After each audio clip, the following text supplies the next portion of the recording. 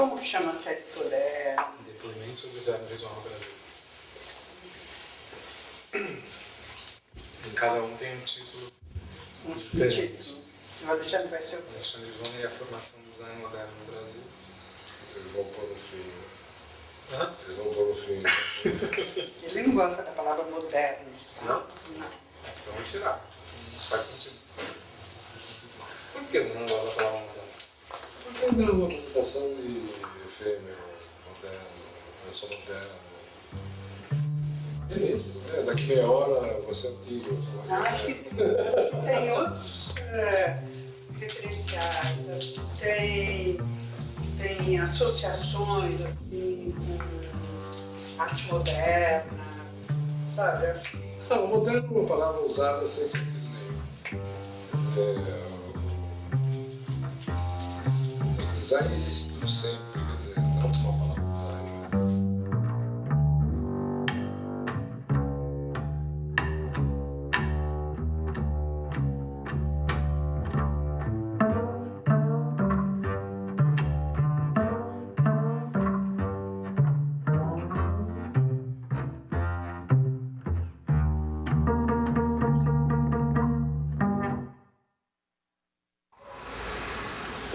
Vamos lá? Vamos nessa, né? Fecha aqui?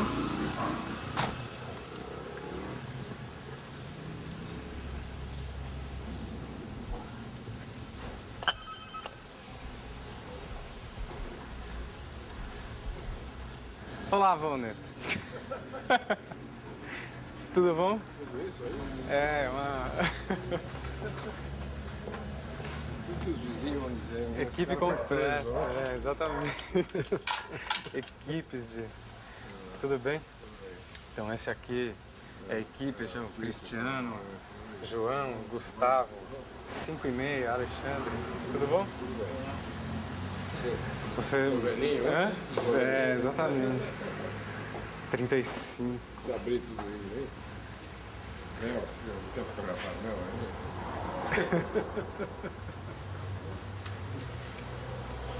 E Laís, tá aí, Vô? Laís, acho que ela foi deitada.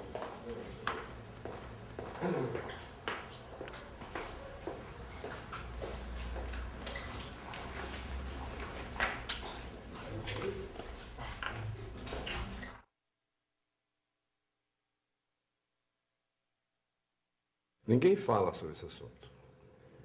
Ninguém fala desse assunto. Mas ninguém conseguiu registrar a profissão de design aqui no Brasil. Tem várias escolas, tem faculdades de design. Ninguém conseguiu registrar o design. Eu não consigo nem registrar no imposto sobre serviços da prefeitura como designer. Eu sou artista comercial. Você tem uma militância muito longa que é tentar convencer as pessoas de que o design tem uma especificidade, uma importância e uma fronteira profissional muito clara. E durante muito tempo pouca gente entendeu isso, ou pouca gente ainda entende isso. Pensa que é uma coisa pessoal, etc. Eu aprendi a não ser pessoal. Eu aprendi a criticar atitudes ou projetos, né? Projetos que não estão de acordo, eu critico. Por exemplo, os arquitetos entre os arquitetos, uma questão de ética entre eles, etc., não pode criticar o outro arquiteto. Você já viu um arquiteto? Não pode. Então, o Paulo Mendes da Rocha foi entrevistado num jornal, na Folha de São Paulo, e perguntaram para ele o que você acha do Rui Otaki, daquela melancia que ele fez da Brigadeiro, tudo, etc. Falava assim, perguntando assim. Ele falou, não, eu não posso, o Otaki que se manifeste, etc. Eu não posso dizer nada, tal, etc. Pode dizer, tem que dizer. Porque se não há um diálogo que a comunidade participe, a coisa não evolui. E a arquitetura, você me desculpe, os arquitetos presentes, a arquitetura no Brasil não evoluiu. Design brasileiro, você acha que evoluiu? Não, o design brasileiro, ele evoluiu, quer dizer, o design gráfico, né? O design gráfico, principalmente, em maior volume, ele é reconhecido no mundo todo. Existem trabalhos gráficos, assim, muito bem feitos, mesmo que seja capas de livros, que também eu não acho que seja design, mas capas de livros muito bem feitas, né? Muito bem feitas, muito bem elaboradas. Por que capa de livro não é design? Porque a capa de livro é uma ilustração do livro. O design seria projetar o livro como objeto, entendeu? Fazer os tipos de letras adequados, usar o papel adequado, usar a tipografia adequada, usar o formato adequado. Então, design é projeto. Design não é ilustração. Design é projeto. Capa de disco não é design, a lata de sabão em pó não é design, entendeu? Caixa de papelão não é design. Entendeu? Se eu fizer a caixa, o volume da caixa, e fazer que o pó da caixa caia e facilite minha possibilidade de fazer isso, é design. Mas pegar uma caixa quadrada, retangular e fazer uma vermelho e branco, isso não é design. Entendeu? Pode ainda ser design quando você faz uma linha, quer dizer, umas caixas que tem vários produtos, etc., como uma identidade de uma empresa na parte de ilustração das caixas. Agora, é interessante porque o que difere o que é design do que não é design não é a ideia de projeto. Pelo que você está falando, quem desenha uma caixa de sabão em pó, desenha uma linha de sabão em pó, de um lado, um está fazendo design, o outro não. Mas os dois estão fazendo um projeto. E aí eu queria entender o que exatamente difere. É a serialidade? É a tecnologia? Não, é a função. Por exemplo, o Gessner desenhou um projeto de sabão em pó. Né? Você deve conhecer, deve se lembrar. Não sei se eu tenho aqui. Não conheço. Você vê isso aqui, certo? São caixas que nem um sabão Omo, certo? Mas elas são estudadas como uma linha de produtos, certo? Que colocadas um a um, inclusive, formam uma continuidade. E é toda a caixa, entendeu? Toda a caixa. Então, isso aí é design. É o que diferencia da ilustração de uma caixa só de sabão. Entendeu? Mas eu acho que isso aí leva para uma questão inevitável, porque para muitas pessoas deve ser muito difícil conseguir, como você, distinguir coisas que são design de coisas que não são design. É difícil, é complicado, mas dá vontade de saber o que é design, então, para poder fazer essa distinção. O que é design? O que é design é mesmo que você perguntar o que é arte, entendeu? Não dá para definir, nem há interesse de definir. Mas fica implícito que o design se relaciona com não só com a criatividade, mas também com a tecnologia, né? Com o significado, com a linguagem, com não uma linguagem única, quer dizer, não é um signo para ser usado somente por gente que compra sabão em pó, por exemplo, né?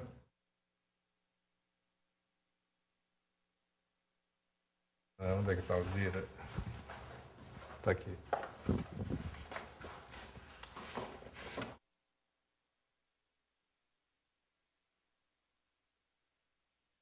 Quer dizer, aqui ele tem aqui as proporções humanas e aqui sobre as medidas, né? Então, existe um certo tipo de relação. Você vê esse um terço, tem uma certa diferenciação. Mas se você pega essa diferenciação que você está vendo, se você dividir por 3, ele é um módulo de 3, de 3, de 3. Deu para entender? Então, você pega assim...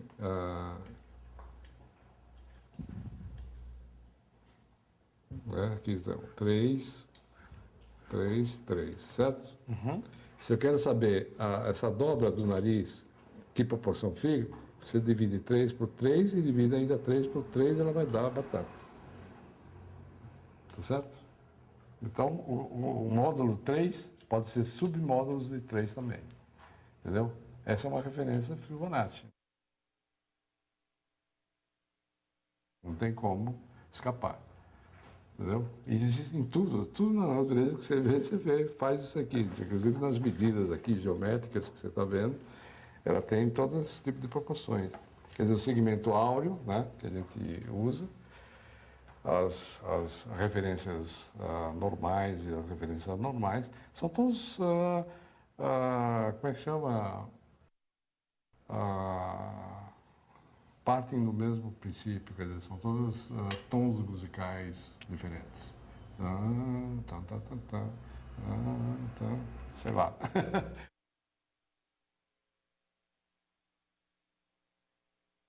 Então, isso aqui é todo do problema, a solução, a explicação do problema que o detalhe surge e quais são as referências. Outra vez, Fibonacci, tá vendo? A curva de Fibonacci, 1, 2, 3 e tal. E as referências. O vida humana, que tem o labirinto, e os jardins, que eram labirintos, etc. E o produto era labirinto, quer dizer, o labirinto de som, onde você teria que usar essa referência. Então, essa referência do acústico estava muito bem definida aqui no E, da espiral do E. Mas quer dizer, antes de chegar nesse sinal... Eu já tenho todas essas coisas já analisadas, tá? Tudo isso aí já analisado, essas tudo, tá. E tenho também um enfoque da empresa, o que ela quer, o que ela deseja, quais são os problemas que ela tem. Então eu pego no papel e pego o lápis mais ou menos assim, até intuitivamente. Olho o papel, fico em crise, não sei o que eu vou fazer, olho. Acho que ponho um som, um jazz, Thelonious Monk, e de repente eu pego um lápis qualquer e faço isso aqui. Tal, um E, esse E, não sei o quê, E quadrado, né, E triangular, faço um monte de minhoquinha. E essas minhoquinhas eu vou colocando aqui, certo? Você não vai para o computador? Não, de jeito nenhum. Por que não vou para o computador? Porque o computador me dá uma proporção errônea, não me dá um grafismo rápido que eu possa fazer, porque o meu software é muito mais rápido que o computador, eu tenho mais controle do meu software pela mão, entendeu? Então eu faço essas coisinhas aqui e coloco aqui. Quando eu vou fazendo 10, 20, 30, tiro os velhos, que já não sabem mais, faço os novos, alguma solução está surgindo. Essa solução pode surgir no momento que eu talvez vá até o jornaleiro e tropece numa calçada esburacada. Quando eu resolvo, então, que o E tem que ser uma coisa mais ou menos espiralada, tudo isso, etc., aí sim eu vou para o computador. Porque o computador facilita para mim desenhar mais uniformemente esse tipo de desenho, entendeu? Aí vai dando a forma. Aí eu posso fazer as possibilidades. Quer dizer, eu não sei ainda a espessura, não sei o centro das espirais, né? Então eu vou estudando esse centro das espirais. Como é que essa minhoca, eu vou transformar essa minhoca? E aí o computador me auxilia bastante. Então a Gestalt se completa quando você define, porque isso também vai na parede. Entendeu?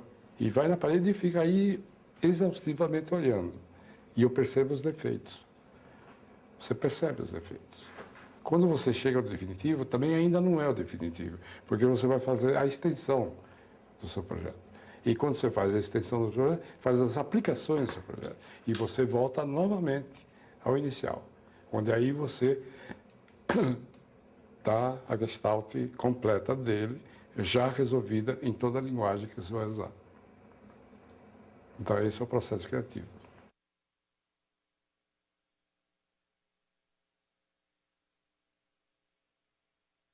Quando você fala da Gestalt completa, é quando o projeto vira Está um todo. pronto, vira um todo.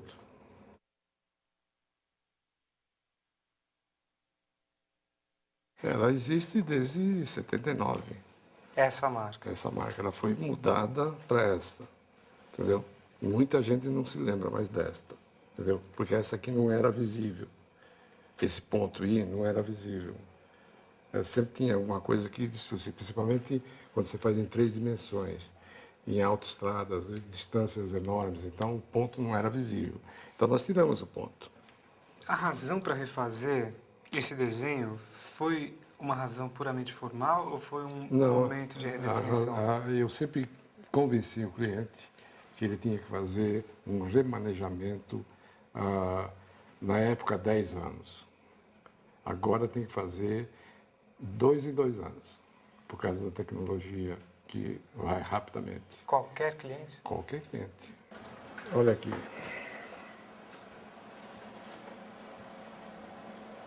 Papel, embalagem, K, floresta.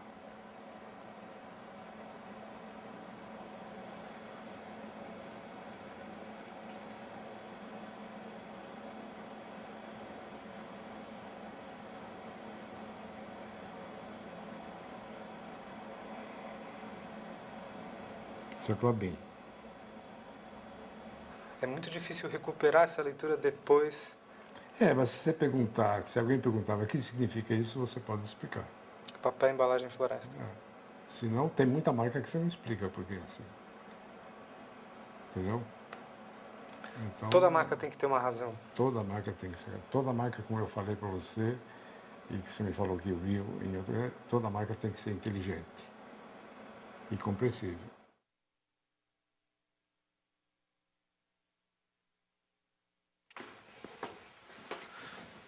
Mas então isso, você diz que é o primeiro manual. O primeiro manual feito, e é manual mesmo, porque foi feito à mão. Né? Hoje, por exemplo, eu discordo totalmente de quem faz manuais impressos, porque, primeiro, as empresas são pequenas. Você não tem uso para 1000 manuais. Por exemplo, essa firma, a Companhia Brasileira de Sintética, que é uma divisão da Klabin, ela só precisou de um manual, que era esse aí. Né? Então foi feito 2, um para mim e outro para a empresa. Isso aqui é mais ou menos, você vê, 1968. O Brasil já devia estar muito mais adiantado do que isso nessa época. Mas havia pouco investimento, ninguém entendia porque tinha que imprimir um manual, o que significa um manual. E, de fato, eles tinham razão. Eles ficavam dentro da gaveta e ninguém abria isso aí. E fazia da maneira como queriam. Hoje, com template, já é bem diferente, né?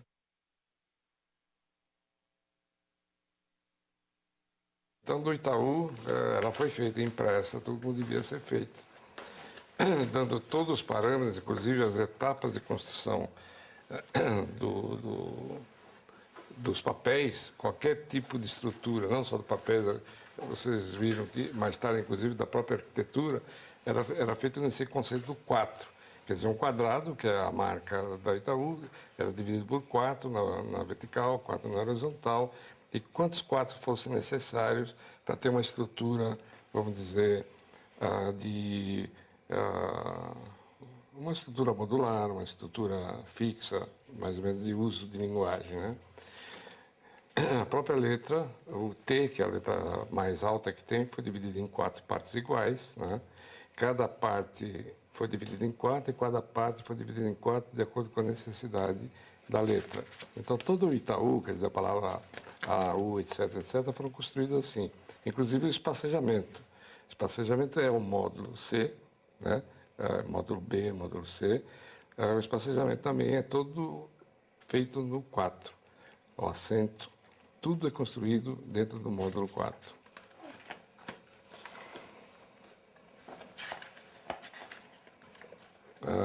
Na arquitetura, a colocação dos elementos de identidade na arquitetura, quer dizer, qualquer que fosse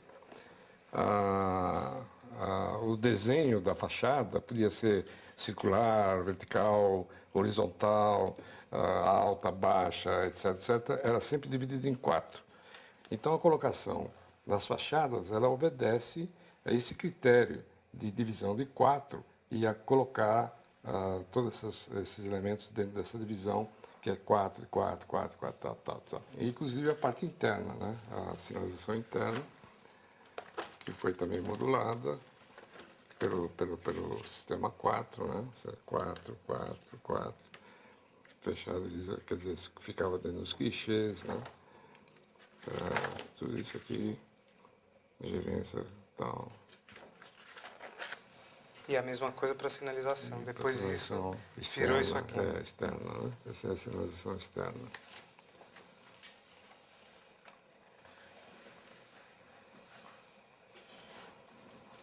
E eu acho que o Banco Itaú foi o primeiro a exercer esse tipo de atividade e em todos os departamentos usar um critério de design identificado, né? Bem Quanto consequente. tempo demorou para desenvolver? 3 anos para apresentar esse trabalho para o Olavo Setúbal.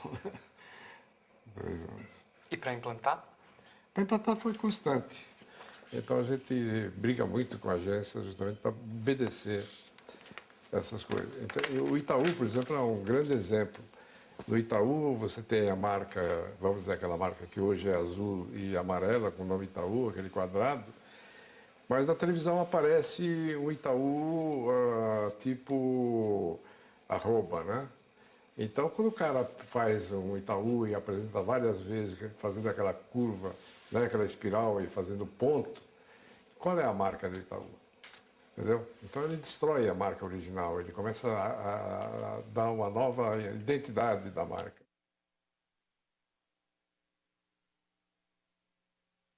E fizeram aquele estrago com o Banco Itaú, azul e amarelo dentro. Quando o significado do Itaú é pedra preta, então o quadrado preto justifica, e o contraste entre preto e branco justifica mais ainda. E as 2 orelhinhas, que é simplesmente para identificar dentro do contexto urbano, que é cinzento. Foi nessa fase de dar um novo significado. Então a gente diminuiu as faixas, está vendo? Deixou a proporção junto com o diâmetro, né?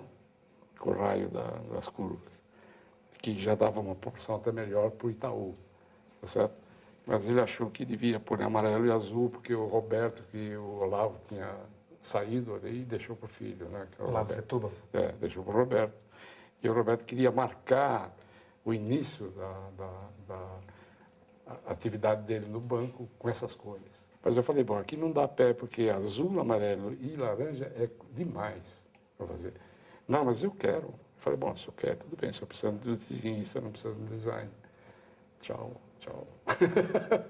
Petit tremeu nas bases. E achou que ia perder a conta. Mas isso foi a reunião de apresentação. Foi. Agora, o Itaú era e continua sendo um dos maiores bancos do Brasil. Sim.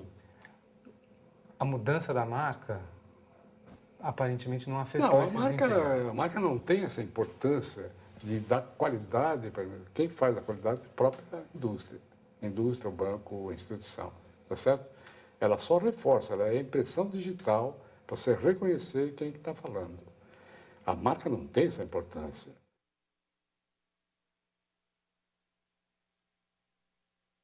O Mário tinha me dito, lá para os anos 78, mais ou menos, temos que fazer uma exposição sua, tal, etc, etc.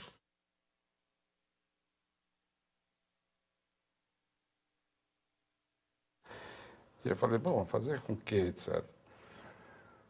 Aí em 80 ele me chamou e falou assim, agora tem que fazer mesmo. Então eu pensei, eu estava trabalhando na Klabin e vi eles fazerem umas caixas grandes. Eu falei, pô, isso aqui vai servir como painel da minha exposição. E eu vou fazer o seguinte, não vou pendurar nada, eu vou desenhar nesses painéis. Então eu peguei um projetor, pus os slides lá, projetava e dei mais ou menos um conceito da exposição e comecei a desenhar, a pintar tudo. Então todos os painéis, você vê aqui, todos os painéis dessa exposição foram feitos tudo à mão. Eu projetava isso e desenhava.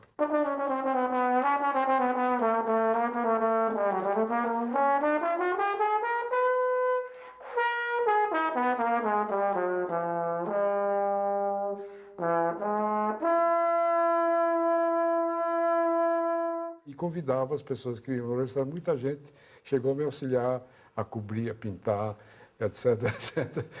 Isso aleatoriamente. Antes Não, antes da exposição, na preparação da exposição.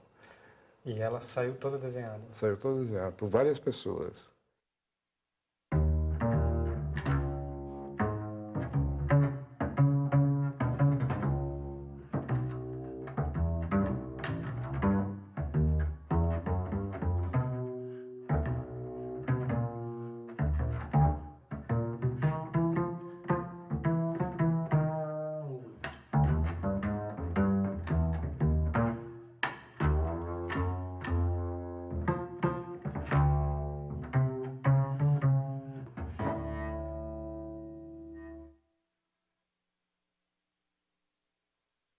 a coisa estava mais ou menos normal, eu fazendo meu curso científico, me preparando para fazer arquitetura, minha mãe insistia mesmo, quando eu vejo um anúncio num jornal, que era o Diário de São Paulo, um anúncio, o Museu de Arte vai abrir um Instituto de Arte Contemporânea.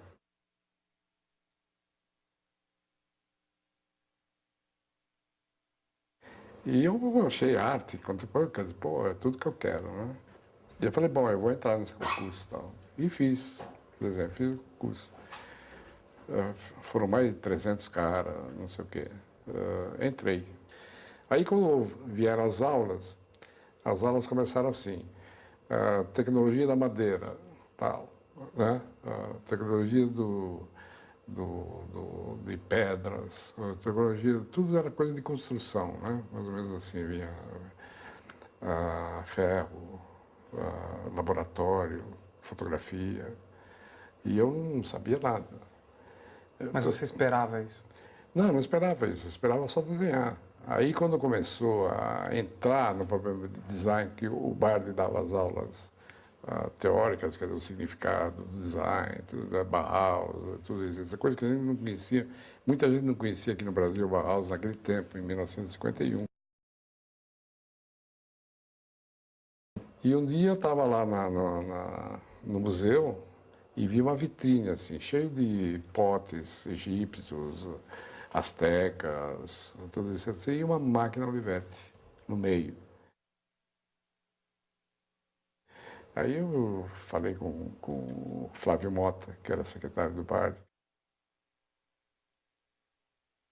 Falei, pergunta para o Bardi, acho que ele esqueceu uma máquina de escrever na vitrine. Aí o Bardi, o Mota foi falar com ele, e o Bardi veio, se interessou pelo cara que falou isso, né? E explicou para mim que a máquina de escrever é uma coisa que o pote, na época do pote, que era um objeto útil que existia na época, etc., que fazia parte da cultura de um grupo primitivo, tal, etc., e hoje a máquina de Olivetti faz parte desse nosso grupo coletivo, tal, etc., etc. Aí comecei a perceber esse tipo de coisa. Essas fotos dessa época da UIAC, elas estão aqui com você, né? Estão aqui comigo, mas vai ser difícil achar, se vocês tiverem paciência. Sem problema.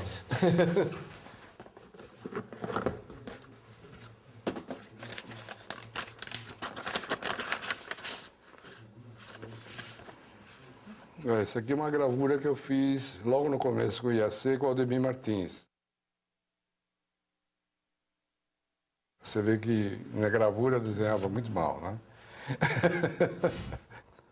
Esse aqui é o desenho que eu fiz com o Samponet, nas aulas de Samponet.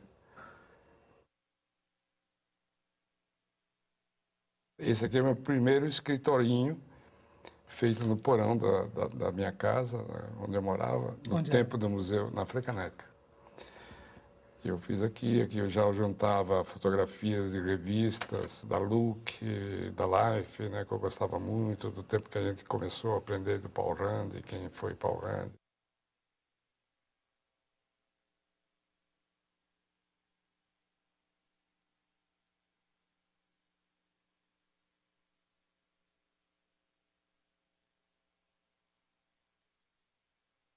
O que atraía você no trabalho do Paul Rand nessa época? Essa limpeza, esse equilíbrio, as coisas não desenhadas, as coisas com fotografias, coisas montadas com grafismo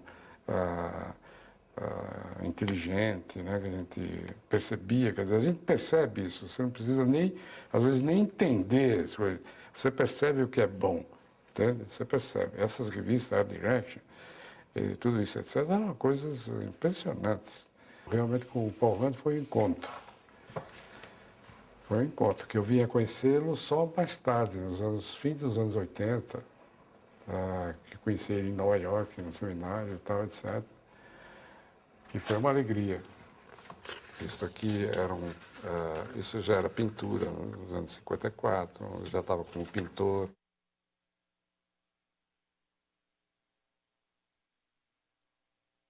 Mas isso é um desenho mesmo. Esse é o desenho, mas é o projeto do quadro, né?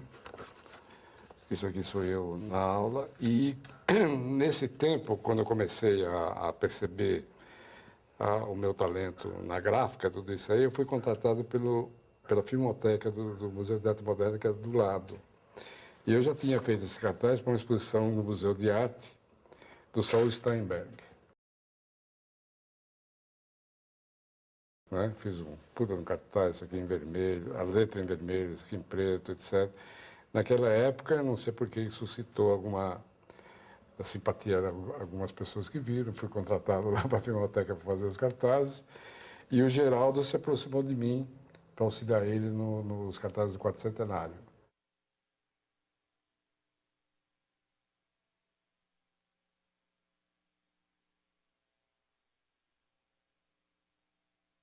Ele já tinha ganho o concurso do Quarto Centenário e ele foi contratado para fazer os festivais, Festival de Cinema, Revoada.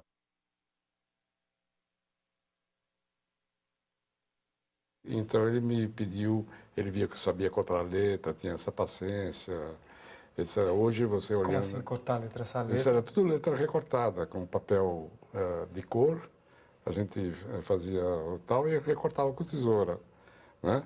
Letras tipograficamente muito bem feitas. Então o Geraldo se aproximou de mim e o Geraldo falou, bom, eu não posso te pagar porque eles não é um negócio tal, etc., mas a gente paga alguma coisa, etc., mas não é muito. E eu vou te dar aula de pintura, se interessa? Falei, claro, pô, que legal, etc. Então a gente trabalhava no estúdio do Geraldo, que era na Anhangabaú, perto da 25 de março, e ele me dava a possibilidade de pintar, me ensinava como mexer com pincel, tinta, etc, etc. Aí eu comecei a fazer a pintura de arte concreta, depois da exposição do Max Bill, claro, né?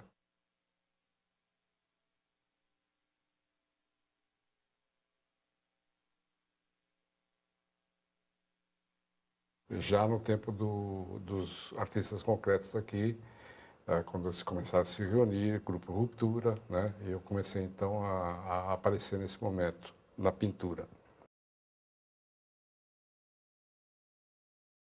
E quando um dia o Bard chega lá na sala de aula e pergunta, ô Alexandre, vem cá, tal, você está disposto a me auxiliar a montar uma exposição? Eu falei, pô, claro, não sei o que, sei lá. Bom, então você vem, nós vamos fazer uma exposição de um designer suíço famoso.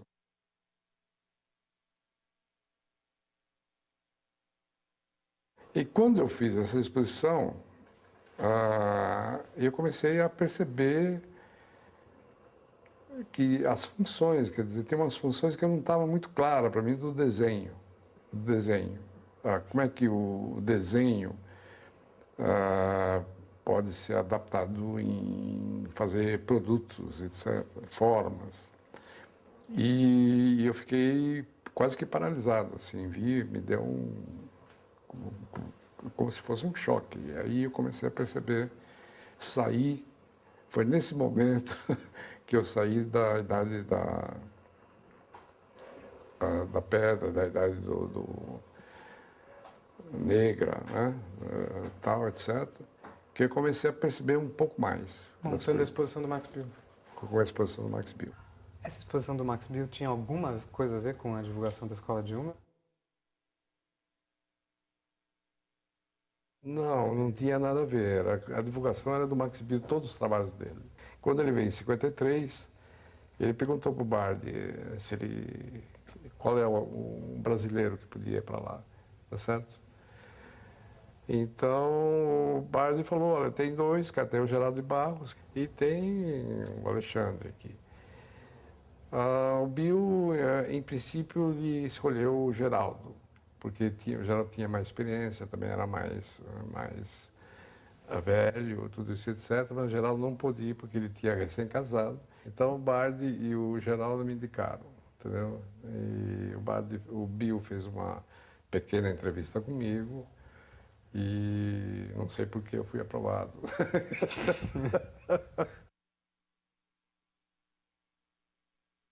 O primeiro, o Max Bill até exigiu que eu fosse 6 meses antes do início do curso.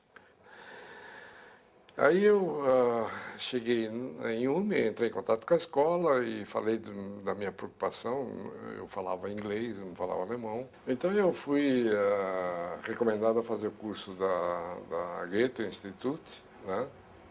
E trabalhar junto com o Einstein, no escritório do Einstein. O Einstein tinha um escritório dele na cidade.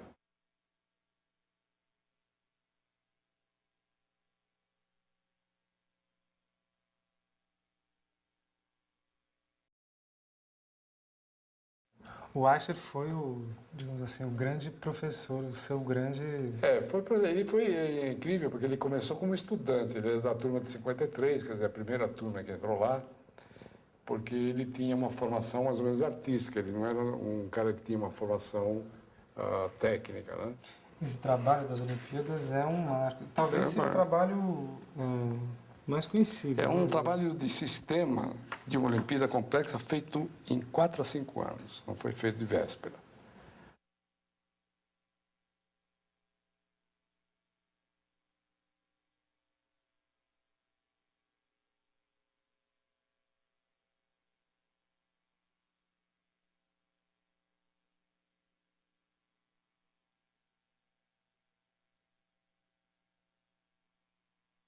As pessoas tinham que insistir para ele fazer os trabalhos.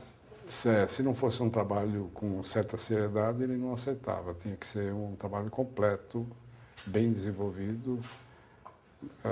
Nesse sentido, ele fazia o trabalho. Mas o que significava um trabalho completo e bem desenvolvido para o Asher? Para não fazer somente um folheto, um livro ou uma marca. Então, para ele, não existia isso. E quando eu estava trabalhando no estúdio dele, que era esse estúdio 5 aqui, que foi um estúdio dentro da escola,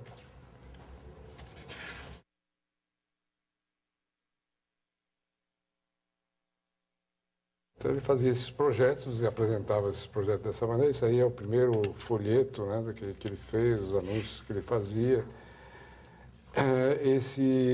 Os alunos que frequentavam esse ateliê, eles ganhavam pelo projeto. A escola de fazia projetos para empresas privadas. Fazia.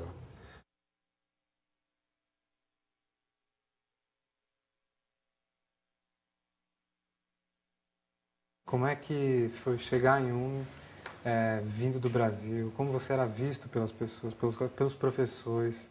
Se o contato foi difícil, foi fácil? Como era viver na escola 24 horas por dia, companheiro de quarto? Uma experiência de chegar na Alemanha, ver o que era aquilo. Você não conhecia a Alemanha. Então foi ao mesmo tempo conhecer a Alemanha, conhecer a Europa. Qual foi a sua impressão? Como é que... É claro, você sai de uma cultura como a latina aqui do Brasil e chega de um país como a Alemanha, por exemplo, que tem uma cultura totalmente diferente. Menschen mit Ideen, die ihrer Zeit voraus sind, hat es schon immer gegeben. Sie werden belächelt, wie die meisten Erfinder oder wie jener Baumeister, der in Ulm den höchsten Kirchturm der Welt errichtete. Auch heute kann man in Ulm wieder Leuten begegnen, die für die Zukunft denken. Auch sie werden nicht von allen verstanden. Sie leben oberhalb der Stadt in der Hochschule für Gestaltung, deren Architektur schon zum Ausdruck bringt, was sie wollen. Das ist keine Universität, kein Technikum, keine Akademie, auch keine Werkkunstschule, sondern etwas völlig Neues und Einmaliges in der Welt. Eine Schule für die modernsten Berufe, die es gibt. Sie bildet Fachkräfte aus für die Gestaltung industrieller Erzeugnisse und für die Gestaltung neuer Ausdrucksmittel für Presse, Funk und Werbung. Wie früher zum weltberühmten Bauhaus nach Weimar, so pilgern heute junge Leute aller Welt hierher, wo sie bei bedeutenden internationalen Fachkräften studieren können. Lá eu ficava o dia inteiro e à noite. Você conversava com todo mundo. Os professores moravam lá e nós morávamos lá. Então, café da manhã, almoço, jantar, happy hour, qualquer coisa. Tal, à noite você encontrava com os professores, então estava constantemente. E depois você tinha que explicar as suas ideias para um grupo de pessoas. Você ficava com medo, né? Será que estou fazendo uma coisa certa? Vou me malhar, vou perder. Né? Nada disso. Você falava, eles incentivavam você, entendeu? Porque eu também não falava muito bem, me incentivavam e tudo isso, etc. E entrou um monte de ensinos abstratos. Aí começou a entrar física, geometria, matemática, aritmética, semiótica, significado, percepção. Tudo isso é coisas que para mim foi um deslumbre.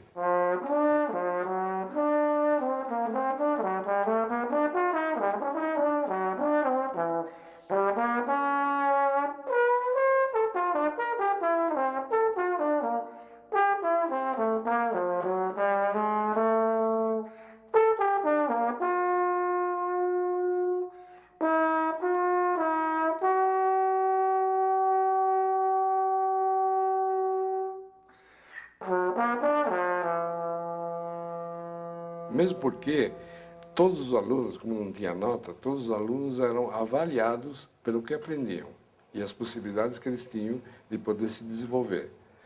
Como eu estava sendo avaliado positivamente, então, mais uma vez, a coisa foi crescendo em mim, a confiança que eu ia tendo, a vontade de aprender as coisas, entendeu? Então, para mim, foi assim uma explosão. Mudei totalmente a minha vida. Fiquei realmente outra pessoa.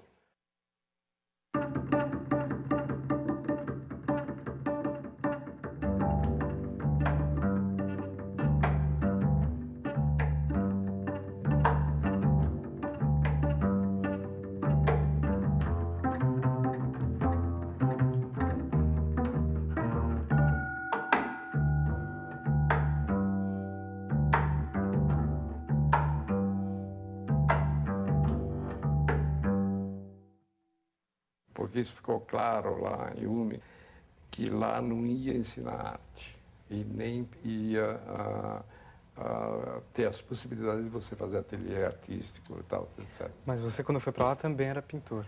Eu era pintor quando eu fui para lá, mas logo depois eu comecei a perceber e desisti de ser pintor, porque a comunicação que a gente fazia lá era praticamente a mesma coisa que a gente queria fazer como pintura, né?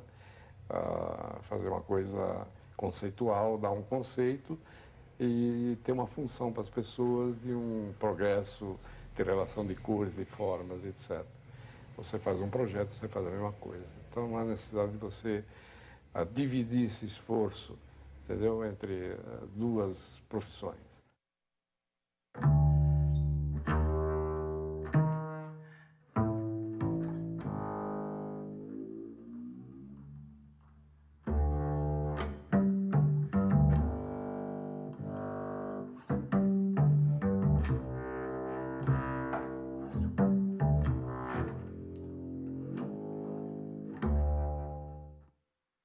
Então, para mim foi uma surpresa imensa, que eu comecei a entender, entendeu? A perceber, a conseguir ver a relação que existia cada tipo de profissão junto com um projeto e tal. Então você aprendeu lá que projeto não era simplesmente fazer uma elaboração de uma ideia. Projeto você tinha que saber praticamente de se informar, quer dizer, fazer a forma com informa. Você precisa se informar para fazer essa forma. E dar formação quando você tem a forma produzida.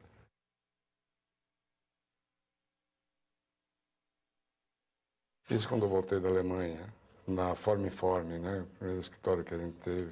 Mas explica melhor. Então, quando você voltou de você montou a Formiform, depois você saiu e aí... Na Formiform nós fizemos a Coqueiro e fizemos o Correio da Manhã, certo? E mais alguns trabalhos pequenos. E o Elevadores Atlas também. Mas a Formiform, antes de você sair, era você, o Rubem Martins.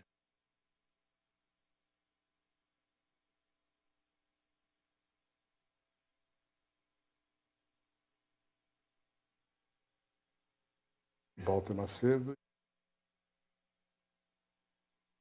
e Geraldo Barros. O Geraldo de Barros. A coisa ia ser mais para publicidade, etc. E eu não estava afim, e o Geraldo também não estava afim, então nós dois saímos.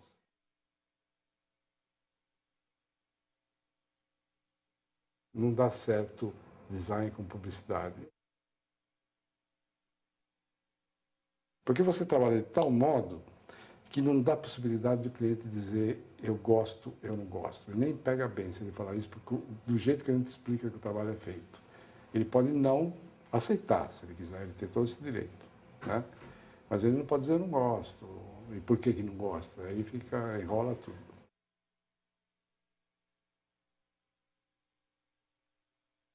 Por exemplo, a diferença a minha com a Luiz Magalhães,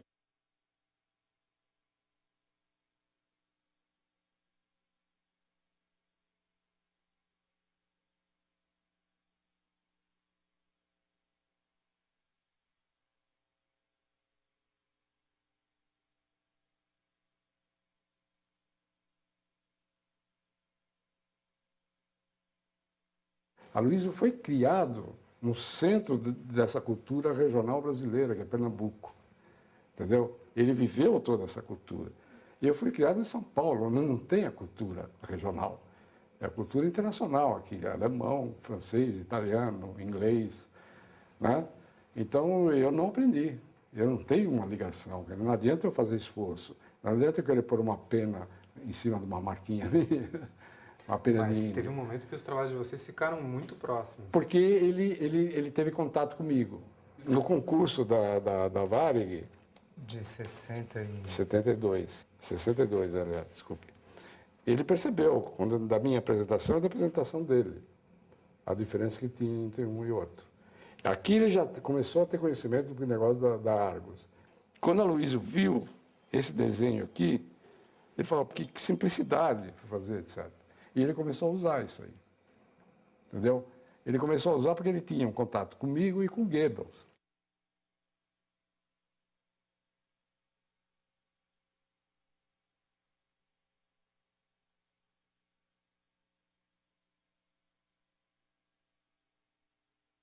Quando ele viu isso? Em 59. 59. Né?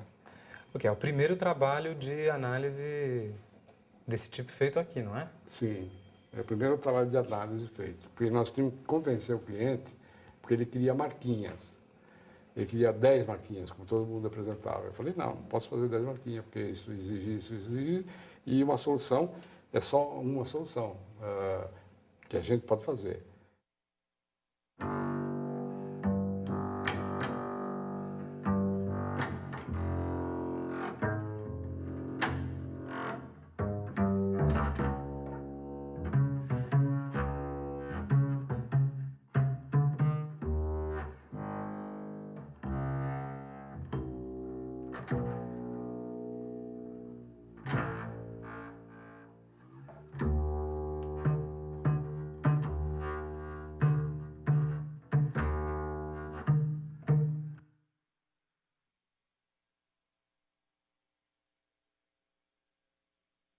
Depois eu vim com um compromisso também com a Neomar,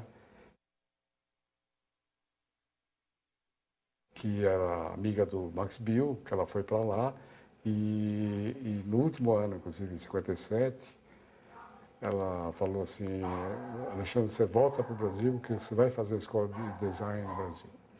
Né? Aí o Max Bill chamou o Maldonado, ele falou para o Maldonado, olha, orienta esse latino, tal, brasileiro, que ele vai estruturar a escola lá, vai dar continuidade a um programa idêntico ao nosso. Mas a realidade brasileira e alemã eram realmente muito diferentes. Era muito diferente, e isso era o argumento de todo mundo. Mas a gente provou que era possível.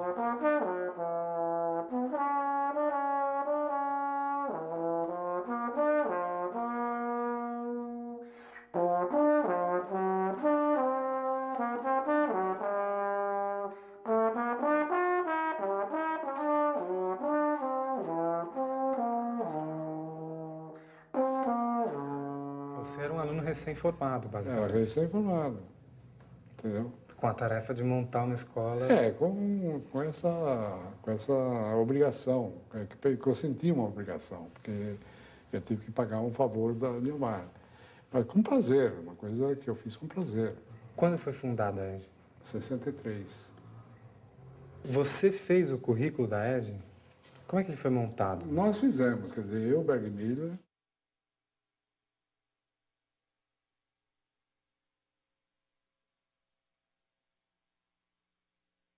é claro que o Aloysio participou e tudo isso, certo? O modelo era de UME e a gente adaptou a uma realidade daqui, que não tinha nenhum cara de semiótica, não tinha nenhum cara que sabia o que era Gestalt, não tinha nenhum cara que falava em antropologia social, antropologia cultural, não tinha nenhum cara de matemática que falava sobre design. Falava Como é de que vocês matemática. fizeram?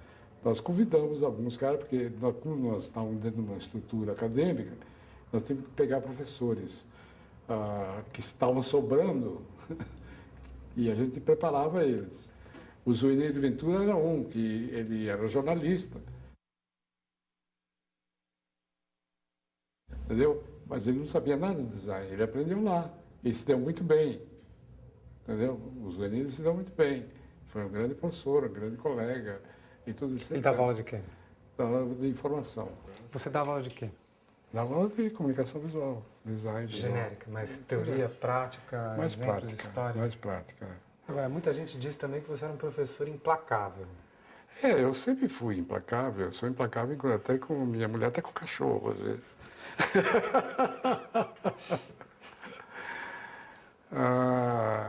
Mas implacável no sentido assim, não se engane, tá? Não se engane, você está fazendo uma coisa que não está adequada, embora você tenha habilidade para fazer isso muito bem, mas procure entrosar com outro tipo de coisa, quer dizer, fazer umas críticas para melhorar a compreensão das pessoas, para elevar um pouco mais a visibilidade que a pessoa pode ter, né? Então, nesse estilo, eu assumi muito uma cultura do Max Bill.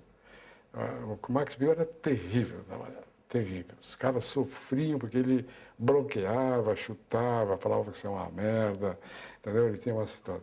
Até perguntei para o Berg Miller, que ele era mais assíduo do Max Bill, falei, puta que eu parei, como é que você aguenta esse cara? Como é que eu vou aprender? Tem que aguentar. O duro é dar criatividade, entendeu? Você não ensina a criatividade. Você dá umas certas consciências de como que a criatividade, o que exige para você ser criativo. Quais são as possibilidades que existem dentro do seu consciente, do seu inconsciente, das coisas que você aprende agora, aprendeu antes, aprendeu depois, como é que você usa nesse desenvolvimento da sua criação. A gente só tinha aula de manhã, né? Quer dizer, 4 horas, como todas as escolas aqui no Brasil.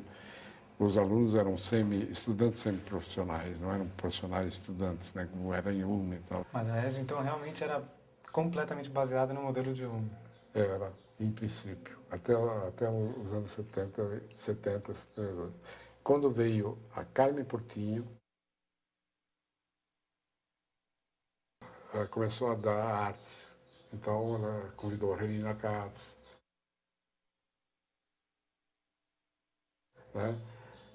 Então, começou a ficar artes de ofício. O Berg Miller ficou lá, ele deu uma dura, e eu ganhava um tipo de salário de transporte, que ia de avião, né? Eu morava aqui em São Paulo, então ficava segunda e quarta-feira lá, morava na própria escola, mas o avião, etc. E a Carmen falou assim, o avião não dá mais, porque não tem verba, aquela coisa toda, etc. Então me puseram para ônibus. E eu falei, ônibus não dá mais. Então, como é que fica? Como é que fica? Eu falei, vocês resolvem, quando vocês resolverem, eu volto. Me deixaram fervendo, né, como é que chama? Em fritura. Nunca resolveram. Eu participava em algumas reuniões da escola, mas não participava mais como professor. Fui representar, inclusive, o Ministério da Educação sobre design, tanto na Alemanha, como em Viena, como em Tóquio, etc., mas não reconhecido pela escola.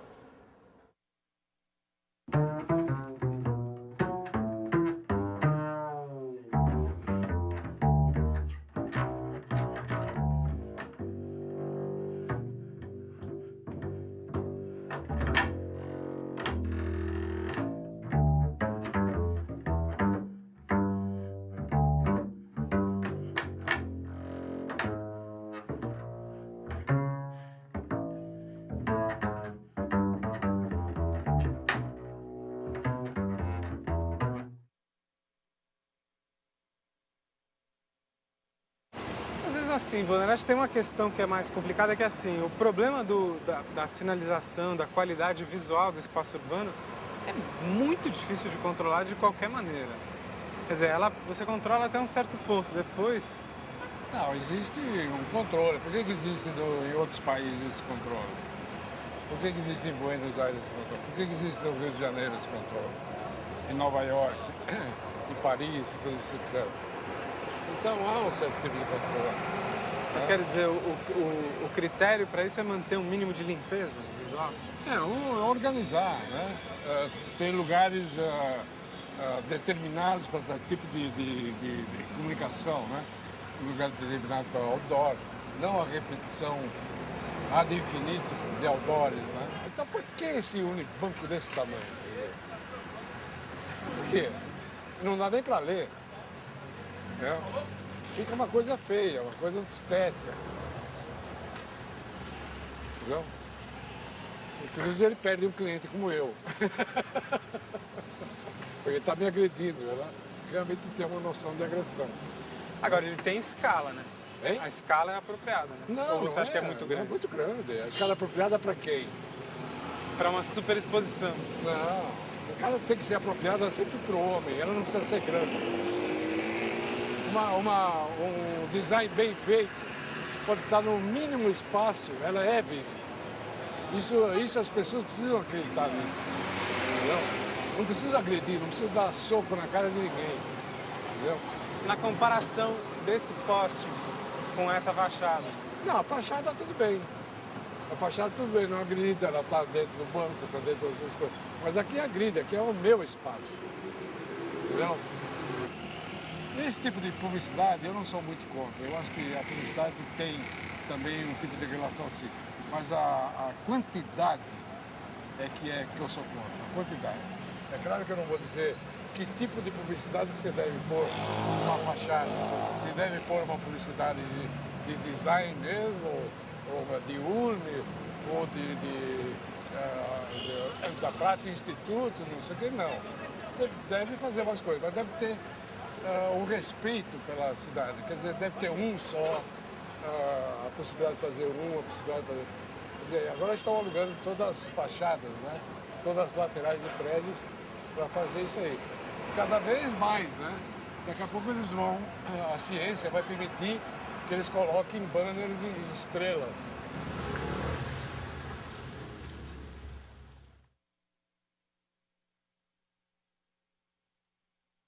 Do mesmo jeito que ontem a gente pegou e fez um passeio pela cidade, comentando o espaço, eu queria fazer um passeio rápido por outras identidades. Isso aqui é a marca do Pan-Americano, os Jogos Pan-Americanos no Rio de Janeiro, que foi objeto de concurso e que está sendo desenvolvido agora para aplicação. Mas isso é só a marca sem o sistema, né? O problema é difícil fazer o sistema nisso. É uma marca que realmente eu pessoalmente não gosto, porque ela é confusa, não é rápida, não é significativa, é uma marca efêmera. Essa aqui, por exemplo, é uma marca... É uma marca da Unilever, eu vi que foi feito lá na Inglaterra. É uma marca... Eu não li a razão de fazer esse tipo de marca. Eu até poderia dizer assim, essa marca aqui, assim, ótimo. A beleza, é simplesmente uma estruturação, quer dizer, uma retícula que é bem possível de fazer. Mas eu não entendo fazer uma coisa assim especial com outra coisa especial.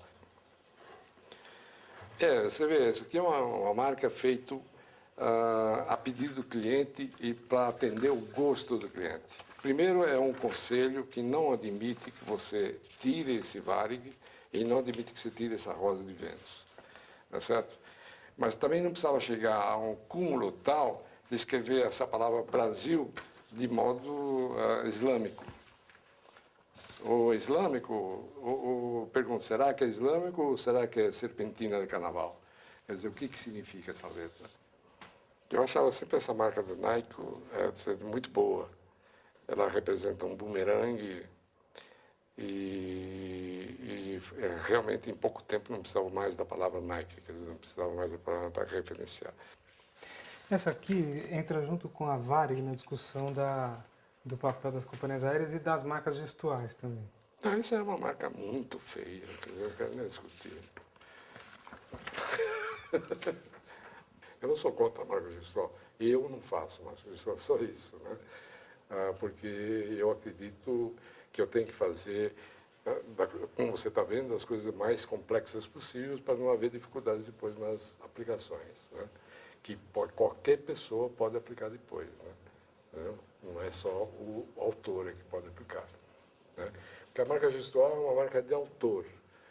E eu sou, mesmo que eu faça as marcas são minhas de autor também, mas o autor não aparece muito.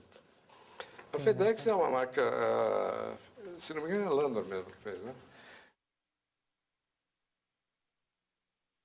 Uma marca feita para a Landor é uma marca feliz, é uma marca realmente para ficar, é uma marca muito boa. Essa seta é excepcional. Você vê, tudo é simplíssimo. Mas ela tem uma estrutura e tem um comportamento nas embalagens do FedEx, não sei se você já teve é perfeito. É uma marca. Você acha que ela nasceu da ideia da seta, não? Não sei, acho que não. Ela foi percebida. Ela foi percebida assim no quadro, tal, ela foi percebida. As pessoas têm esse poder de perceber intuitivamente, inclusive, o que é bom e o que não é bom. Todo mundo sabe quando tem uma lixeira aqui na frente da minha porta, todo mundo sabe que a lixeira é vagabunda, é péssima, etc. Destroem, dão um chute, quebram, etc. Todo mundo sabe disso. Quando a coisa é muito bem feita, há um respeito pela coisa, entendeu? E você se faz respeitar.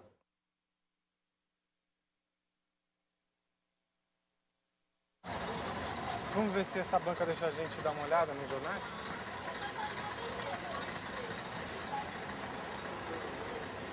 Não tem jornais. Não?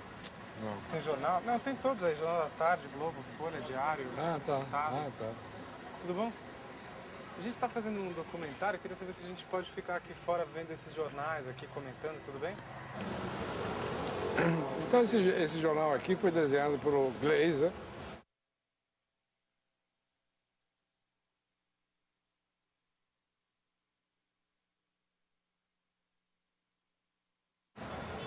Que eu fico só em dúvida se o Glazer fez essa solução de grafismo, como você está vendo assim, com fios, com o globo em negativo. Então, 5 colunas, 6 colunas, né? Essas colunas são menores do que essa. Mas esse diagrama não tem que ser flexível? Não. A parte estrutural do jornal, ela pode ser flexível se você usa meia coluna, mas não um décimo de coluna a menos. Então ela dá uma desordem total, uma desordem visual quando você está lendo. Isso faz parte da identidade do jornal? Não, faz parte do processo de adequar uma leitura a uma pessoa humana. Então deve haver uma estrutura. Quando você faz uma estrutura, você sabe as possibilidades que existem de você usar na estrutura qual é o corpo de tipo que você usa semelhante a outro corpo de tipo, etc. Daqui, desses jornais, o Jornal do Brasil, que está aqui, também reformulou recentemente o projeto. Texto centrado, texto não centrado, aqui centrado, novamente, espacejamento demasiado. Eu duvido que essas pessoas entendam um pouco de tipografia, um pouco de leitura, um pouco do que deve ser. Então aqui você vê que a mesma coisa que tem no estado de São Paulo. Entre essas duas colunas tem um espaço tal. Entre essas duas colunas, porque é um outro assunto, tem um espaço. Por quê? Para diferenciar uma matéria da outra? Não há necessidade. Porque você lê na vertical. O jornal você lê na vertical.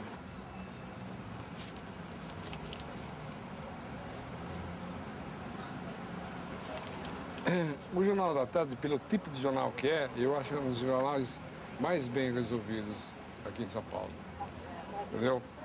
É um jornal vespertino, que mantém a tradição dos jornais vespertinos do mundo todo. São chamadas, não existe nada de texto na primeira página, são chamadas como se fosse um cartaz. Compre isso aqui, você lê tudo isso aqui nas páginas internas, etc, etc. É um jornal que se permite a fazer muitas cores, muitos elementos assim, de visualidade efêmera. Bom, isso é o que eu estava dizendo para você. Esse jornal, ele não mantém a horizontalidade, ele mantém a verticalidade como todos os jornais são, entendeu? Você lê de uma maneira vertical. E mesmo que tenha duas notícias diferentes, quer dizer, colunas de notícias diferentes, como é Estado Restore, Normal Style with Cuba, aqui não há espaçamento maior. Por que faz espaçamento maior? Entendeu? Então, quem fez esse jornal conhece tipografia. Diga uma coisa, tem esse Clarim aqui, que é um outro formato. Eu não sei se Clarim, ele é reimpresso. não, ele não é reimpresso, mas ele foi também feito na Espanha. Ah, é outro? É outro produto da Espanha, entendeu? E você pode fazer uma comparação do Clarim com o Jornal da Tarde. Eu prefiro o Jornal da Tarde, entendeu? Porque também aqui não tem Esse é um texto. outro logotipo não centralizado. Bom, tudo bem, isso... Parabéns para eles, mas existe a possibilidade, né? Você vê. Mas isso não melhora o jornal por causa disso. Obrigado, hein?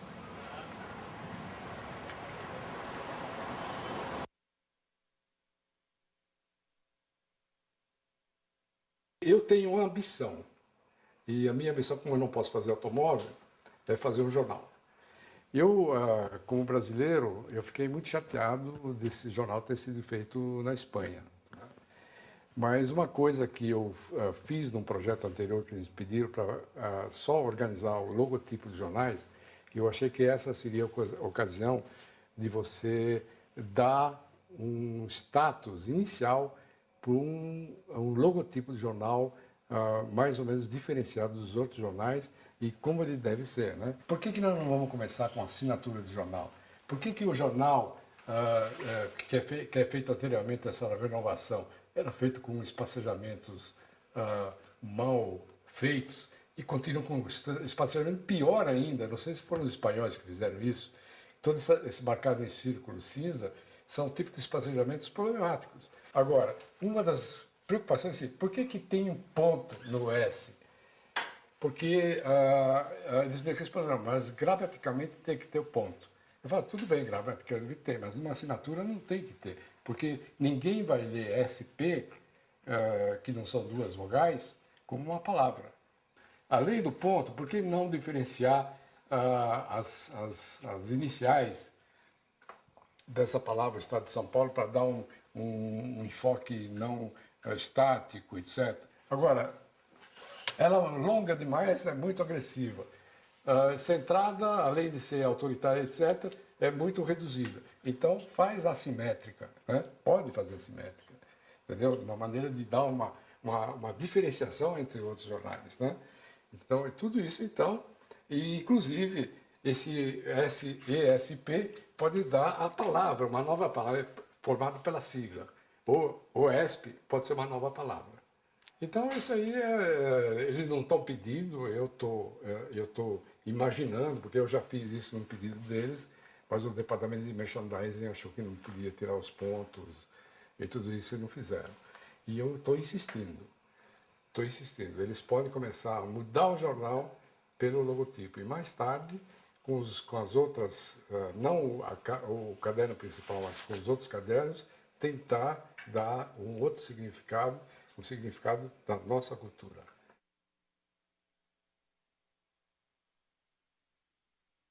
Tem muita gente que qualifica você e outras pessoas que trabalharam com você como designers cosmopolitas, que não estão preocupados com a identidade nacional. Não, nós estamos preocupados com a coisa, só que não estamos preocupados com a identidade nacional apegando com coisas dos índios, porque isso nós perdemos. Perdemos o trem, entendeu? Não tem sentido nenhum você passar para a cultura indígena ou assim uma cultura que ainda o México apresenta, porque a cultura do México é tão presente em toda a cultura universal que basta você fazer o ícone de um elemento azteca que você reconhece de onde é, do que é. Agora, aqui do Brasil, o que você faz? Todos os jornais aqui no Brasil, a Folha tem aporte alemão, o Globo tem aporte americano, o Estado de São Paulo tem aporte espanhol, tá certo? Por que não se faz aqui no Brasil isso aí? Nós temos profissionais que podem fazer isso aí, com o jeito brasileiro de fazer jornais. Então, qual é o dado local que entra? Vamos supor, você está num jornal, você tem o diagramador, você tem o designer, você tem todo mundo, as máquinas são todas estrangeiras, os diagramas... Sim, mas a maneira de você fazer, falar e visualizar. Então, isso tem que ser nossa maneira de fazer. É uma voz própria, não é nenhum... Uma voz própria. Nós temos agora uma cultura de tipografia, vamos dizer, que você usa como corporativa, uma tipografia, como é esse do Wise, que foi feito pelo... Rodolfo. Hein? Rodolfo Capetto. Rodolfo Capetto, que foi um aluno da ESD.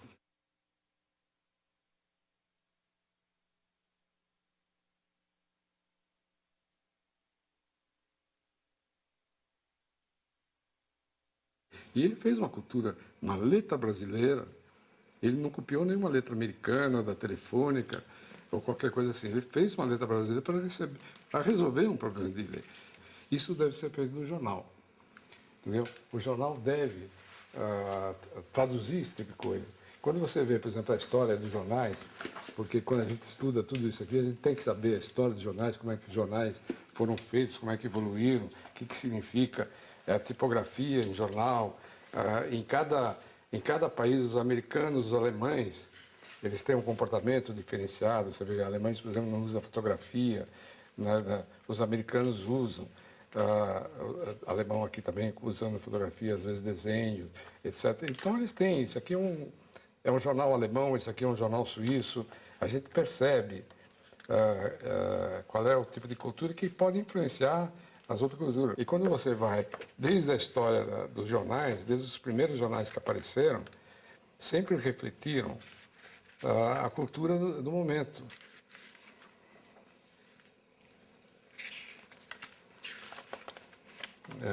Que é muito interessante sei como os jornais apresentaram essa queda do 11 de setembro e como o New York Times apresentou essa queda do 11 de setembro.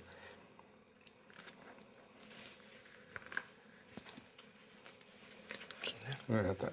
Então, o New York Times apresentou isso logo no segundo dia, quer dizer, no dia 12 de setembro, todo o enfoque e a paginação, uma paginação inclusive especial, cadernos especiais, muito bem feito, com uma paginação espetacular. Isso nos dias seguintes. No dia seguinte. Quando a Amilcar de Castro reviu o projeto do Jornal do Brasil,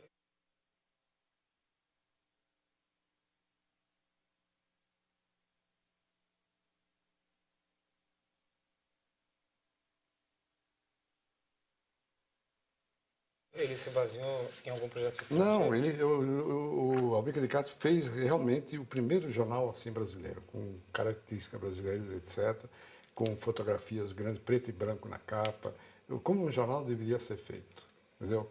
Eu, ao mesmo tempo, fiz o Correio da Manhã. Mas eu não fiz com a inteligência que ele fez, entendeu? Ele fez um jornal muito... E ele não começou pelo primeiro caderno, ele começou pelo caderno B, entendeu? Que era o laboratório do jornal. Nós temos que fazer assim, nós temos que fazer um jornal, tem que ser um laboratório. Eu fiquei pensando, depois daquela nossa conversa, se existe realmente uma identidade brasileira, porque nós sempre fomos um país colonizado. Mesmo os índios que vieram para cá, trouxeram culturas de outras regiões, entendeu? De outras regiões que foram manifestadas aqui, foram mantidas aqui e tudo etc. Quando você me vê essa marca Brasil que a gente mostrou, certo?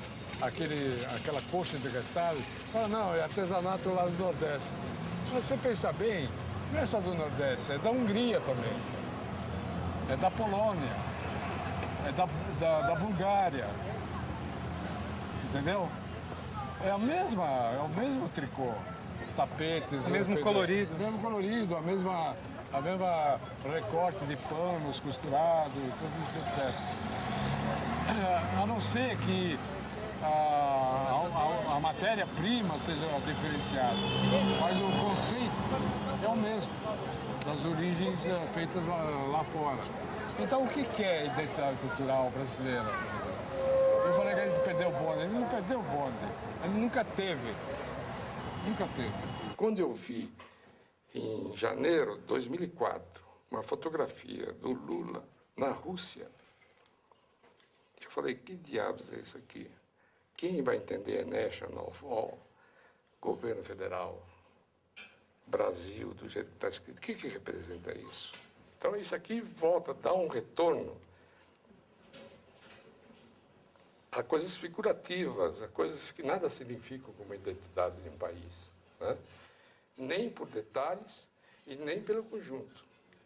Então, eu estou tentando, porque aqui no Brasil, você, para se comunicar com o governo, é muito difícil. Eu estou tentando de falar com eles para que eles usem alguma coisa mais ou menos tendo um significado desse tipo aqui, tá certo?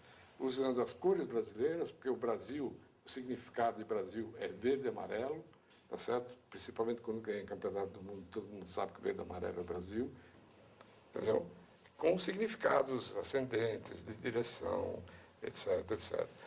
E tanto em preto e branco como em cores, né? E tanto em preto e branco como em cores, como linear.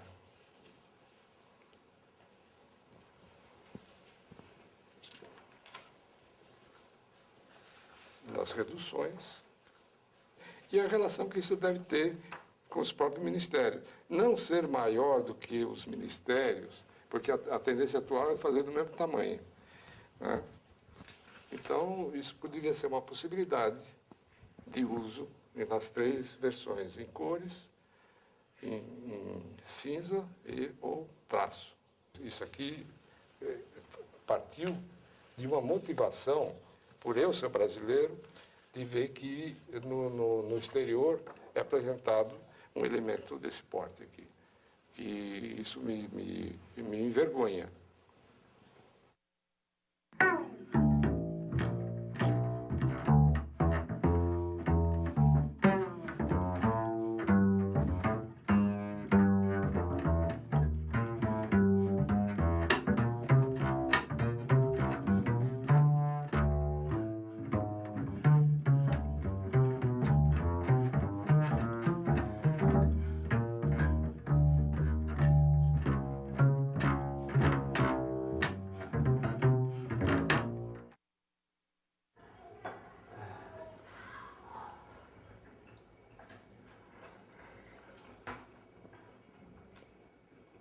O mais cansa falar, hein? O André cansa falar, hein?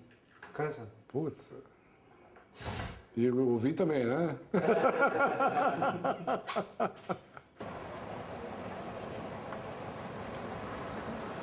Bom, também longe de mim dizer o que é ótimo, perfeito, etc. E, dentro do meu ponto de vista, dentro da minha experiência, é que eu posso dizer alguma coisa. Mas tudo que eu estou dizendo é para ser discutido também. Eu não quero, eu não tenho esse propósito arrogante de ser o dono da verdade. Eu quero é diálogo, como eu falei. Falta diálogo aqui no Brasil para discutir esse tipo de coisa. Quando a gente fala sobre essa sinalização, você mencionou do Cauduro. Não é a Cauduro, é a sinalização de São Paulo, entendeu? Que a gente sabe que Cauduro que fez.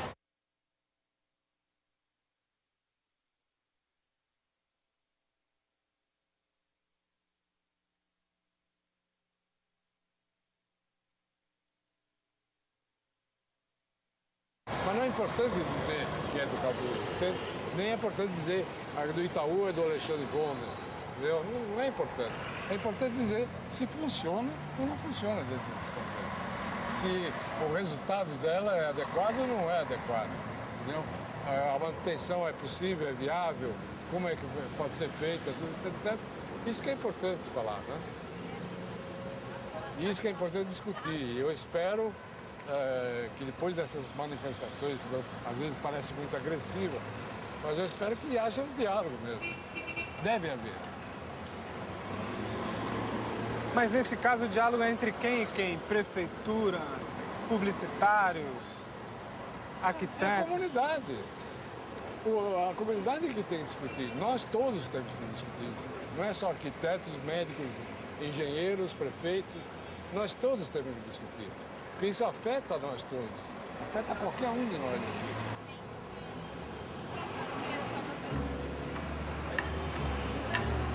Vamos até a Brigadeiro? Hein? Vamos até a Brigadeiro? Tem alguma coisa a ver? Não tem mais nada. A gente pode só fechar o passeio, a gente pega lá. Comer uma pizza lá, né?